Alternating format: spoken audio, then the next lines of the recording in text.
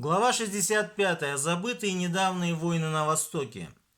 Я и забыл про все эти войны, и причины этих войн тоже не помню.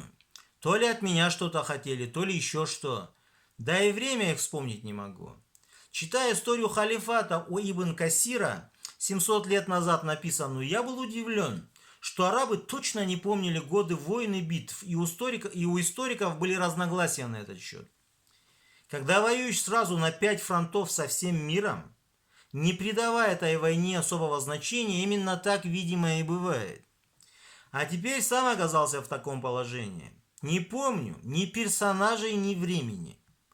Восток в данном контексте событий, а не вообще.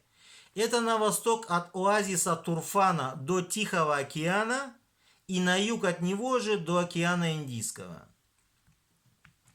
Там, где водились в древности и были сейчас драконы. В странах, где культ этого существа является основным по сей день. В мире магии зверь появляется в форме дракона, то есть по сути огромной летающей змеи. Страшный образ, хотя лично меня больше пугает его появление в виде белой лошади. В виде белой лошади с глазами ангела смерти. Будет тотальное уничтожение всего под гребенку по воле Аллаха и с его прямой санкции. После смерти детка в мире мировой магии, видимо, начался разброд, которого не было около 70 лет. Вассалы, лишившись сюзерена и почувствовав волю, начали вылезать из норок. Самых буйных и неспокойных пришлось убить по всему миру, в том числе и на Востоке. Куда зверь особо не любит влезать из-за особенностей их менталитета и особой упертости.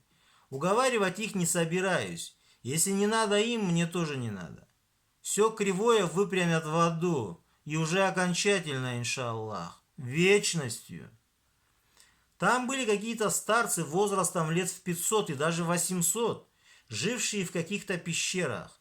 Действовали обманом и стелили мягко, чуть ли не за советом и дружбой пришли. Пришлось убить всех, как и драконов, вот уж не думал, что они существуют.